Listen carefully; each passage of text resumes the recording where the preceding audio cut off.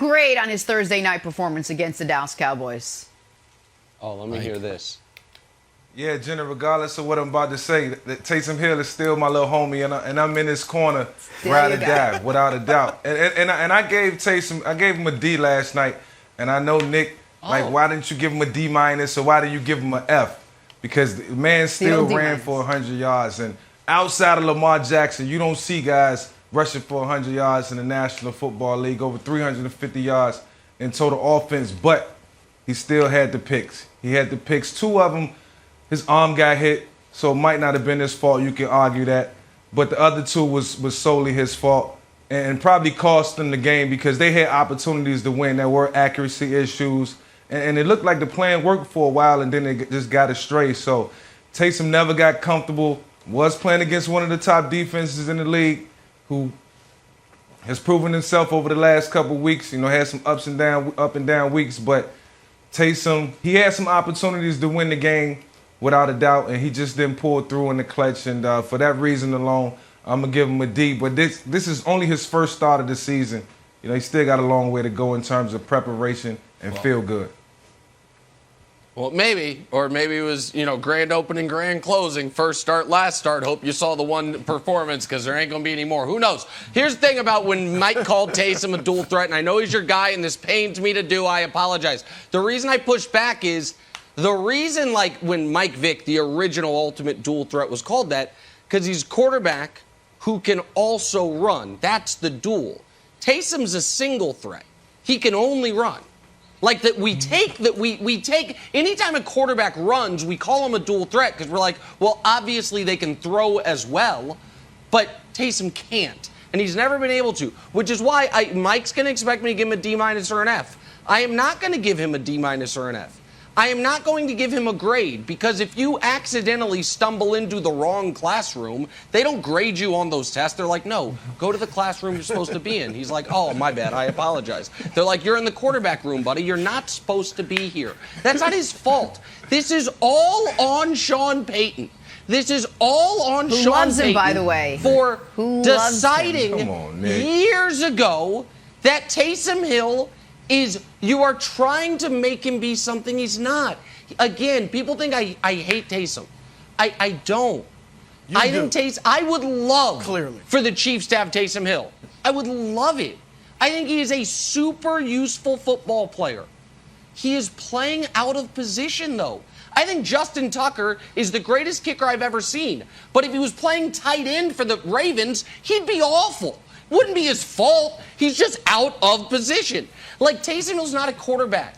And last night, Broussard, we saw evidence time and again. The guy's not a quarterback. He doesn't have the arm strength to make that throw. His decision-making on taking terrible sacks, not get out of field goal range, has been a problem forever. It's just not his thing. And he's 31 years old. It's not going to change. So I give him an N/A, not applicable grade, because he stumbled into advanced chemistry, and they're like, buddy, you're supposed to be in handwriting class. It's down the hall, different building. So no. So N/A is my grade, Broussard. Nick, that is worse than an F, what you just did. I mean, I don't even think you were trying to be nice, but if you were, that was worse than an F, what you just did to him. He's not a quarterback, all right?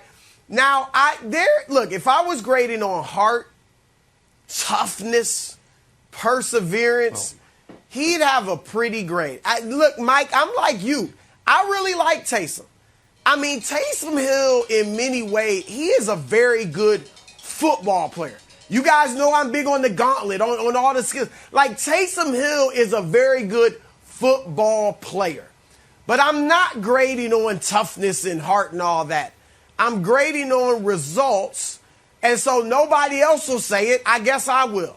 F. All right, he gets an F. I mean, 4 interceptions. Ouch. Three interceptions in a 4-minute stretch when the game's in the balance. All right, I love you, Taysom. Mike, you made some good points. You made me think about the F because, you're right. I think the only 4 guys or 4 times this year has a quarterback rush for over 100 yards, right? And Lamar's done it twice. So that was impressive. The hurdle over DeMonte Casey was spectacular. He did some decent things. So you made me think about it. But at the end of the day, that game was winnable. And they're down 10, fourth quarter, and he throws 3 picks in 4 minutes to end it. And so I got to give him an F. Wilds. Okay, so Mike, I'm going to try to bridge the gap here. When he got hurt, when he banged his finger, to me, I was like, oh, the ball's not coming out like it used to before he banged his finger. To the point, Trevor Siemian, I was like, oh, maybe we get some Trevor time in this game too. But then Sean Payton just stuck with Taysom, even though we saw that he wasn't effective. Every ball was low. He didn't have more interceptions earlier in the game, honestly, because if they were better thrown, Trayvon would have gotten 1 or 2 of them. It's actually, oh, that was such a hard one to get. I thought it was going to be up here. It was actually just an inch from the ground. So here's the thing. We fell in love, and by we, I just mean you and I, fell in love with Taysom when he was in the platoon. It's like, oh, get a little Taysom, like the little part-time lover stuff. Hey, here we go. Get in and out. There, you're in the game, you're out of the game. Oh, you know what's going to happen. But then once he becomes a starter, I feel like you lose the specialness of it. So why, this is what I wanted to happen. Tell me why it would work or would not work. I wanted to just go back to a halftime role with him. Get a little bit of Trevor. Uh-oh, here comes Taysom. What's going to happen? Now he's back out. Now Trevor's in. Is that too silly of a game plan? Because what happened last night didn't work. Well, it's possible, Wiles. I mean, it depends on how you want to use the guy. But when you pay him that type of money, that's starter money. And right. I'm pretty sure Taysom would look at his contract and he'd look at his paycheck every week and say, all right, look, I'm the guy that needs the ball in my hands all the time, and it's a lot of responsibility on me in terms of what I got to do for this team at the quarterback position based on my contract, based on what I'm making now. It would have been an opportunity to bring Trevor Siemian in and Taysom go back to the old ways, his old role, but that's not what we want to see right now. I want to see Taysom take that next step. I want to see him look like a quarterback who hasn't played the game in a long time. I want to see Taysom come out, play fluent, run the offense, and give the Saints some production, which they really need right now. So he's going to be the focal point for the next couple games, and they got a schedule that's favorable, but he's going to have to step up to the plate. The money is the key here, and I'll explain why in just a second, but I don't have the stats in front of me. Maybe Dusty can look them up. It is interesting that it's only 4 times a quarterback has rushed for 100 yards in a game this season. I'm interested in how many times a backup running back has rushed for 100 yards in a game, because that's what we saw last night. A backup caliber running back ran for 100 yards. So that's still impressive, but my guess it's happened more than 4 times. But the issue is the money. The issue is the money. And I'm not trying to count another man's money, but in a salary cap sport, money paid to player A is money that, by definition, you cannot pay to player B. Taysom Hill, in his career, has made $30 million. He is guaranteed another $20 million. That's $50 million in career earnings guaranteed. For context, Alvin Kamara, in his career, has made 20 and is guaranteed another 16.